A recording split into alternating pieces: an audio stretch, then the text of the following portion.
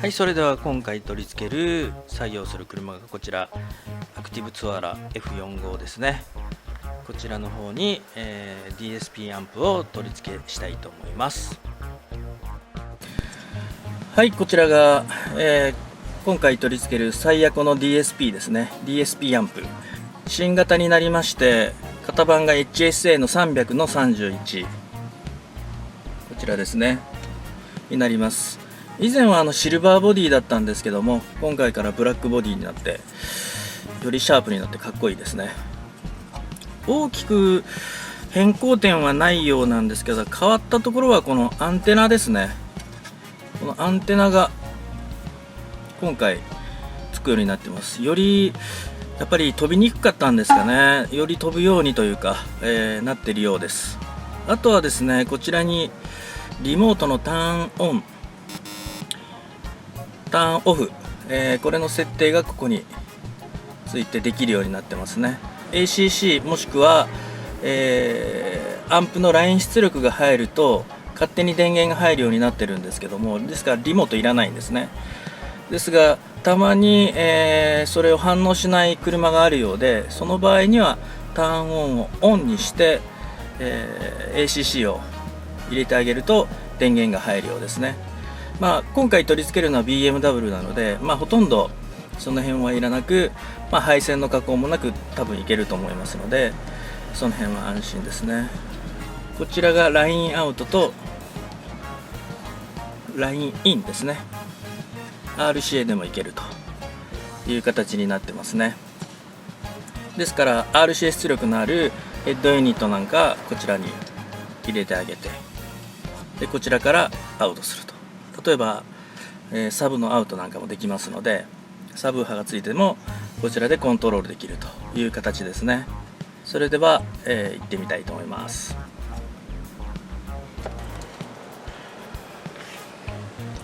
アクティブツアラーなんですが、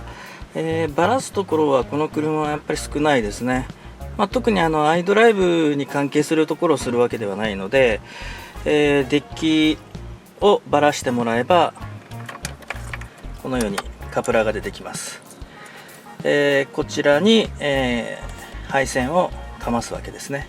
ただ一つ気をつけてもらわなきゃいけないのはですね、これが光ケーブルなんですけど、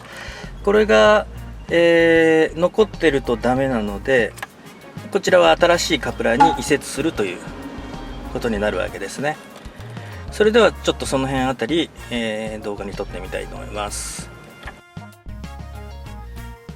はい、それでは、カプラーの、光ケーブルの移植ですね。こちらの方を進めていきたいと思います。爪で1箇所引っかかってるだけですから、爪を起こしてもらったら光ケーブルのカプラーは抜けます。抜き差しはですね、非常に簡単です。このように、カプラーが抜けましたので、こちらを新しい BMW 専用のですね、カプラー、最悪の商品なんですけども、こちら側に、移植してもらうようになります。アクティブツアラーはですね、グローブボックス外してもらって、アンダーパネルを外して、あとデッキのところですね外せば、もうほとんど作業は、バラすとこはない。しかもですね、グローブボックスの奥はかなりスペースが空いてますので、インストールするというか、プロセッサーを設置するにしても、非常に楽に設置することができます。やっぱり5シリーズとかですね、そうですね、7シリーズ辺りになってくると、やっぱり結構奥の方具が詰まってますので、なかなかですねプロセッサーそのものを設置するときに場所を決めるのになかなか大変なんですけども、アクティブツアラーもしくはそうですね、1シリーズ1,2,3,4シリーズこの辺りぐらいまでは同じ筐体を使ってますので、ボディがですね、そんなに、難しくなく楽に、インストールはできると思います。基本的にですね、カプラーも割り込みタイプなので、切ったり、そうですね、接続し直したりっていうのは光ケーブルの部分以外はありませんので、もうそこを、つなぎさえすれば、あとはこのようにもう純正デッキを組み込みに行くことができます。ですからですね、作業的に、慣れてしまえば1時間もあれば、作業終わるというような感じですね。もちろん組み込みまで含めてですね。どちらかというとやっぱり、調整の方に時間がかかるというか、時間をかけたいっていう感じですかね。なので、接続そのものは、ちゃっと終わらせてしまって、その分、オーディオ調整に時間をかけてあげると、皆さん喜んでいただけると僕は信じています。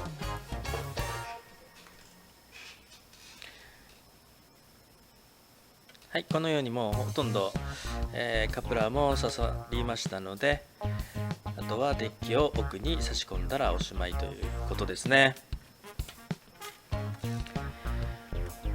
この辺ですね、やっぱりBMW は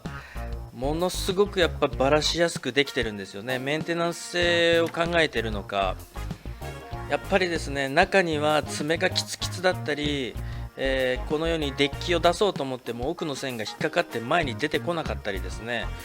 それを無理に出そうと思ってパネルに傷つけてしまうとか、結果本末転倒みたいなことが起こってしまうんですけども、その BMW に関してはですね、結構嫌がる中古車屋さんとかも結構あるんですけど、本当にバラしやすいです。バラしやすさのレベルで言うと、国産車でいうトヨタに次いでバラしやすいんじゃないかっていうぐらいメンテナンス性に優れてますね。やっぱりこの辺のパネル関係のそうですね、デザイナーが多分優秀なんだと思うんですよね。じゃないとこう1箇所外すために全部ばらさなきゃいけないっていうことになってくると結構無駄なことがやっぱ多いんですよね。例えばエンジンルームの修理なんかでも、1個パーツをばらすために全部ばらさなきゃいけないなんていうことがあれば、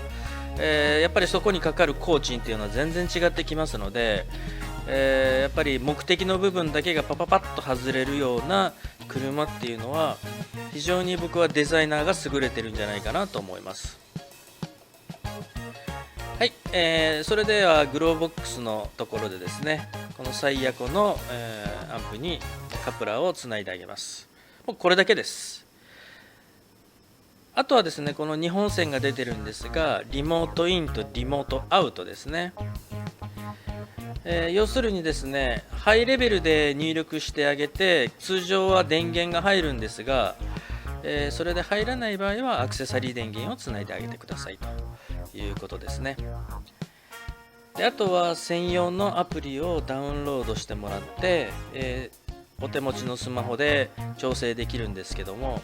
もしこのようにタブレットがあればですね、画面が大きい方が見やすいと思いますので、この辺を使ってあげるといい感じじゃないかなと。で今コネクトのボタンを押すとグリーンになりましたので、あれで接続が完了です。でこちらが左右独立の31バンドのパラメトリックイコライザーですね。これで、各帯域ごとに調整してあげると。で続きまして、位相の反転もしくは音量の調整ですね。でこちらがクロスオーバー、ハイパスローパス、バンドパス、こちらがタイムアライメントですね。こちらで各スピーカーの距離を合わせてあげると、オーディオの音質調整はほぼ終わりです。いかがでしょうか。ぜひご検討よろしくお願いします。最後までご視聴ありがとうございました。チャンネル登録よろしくお願いします。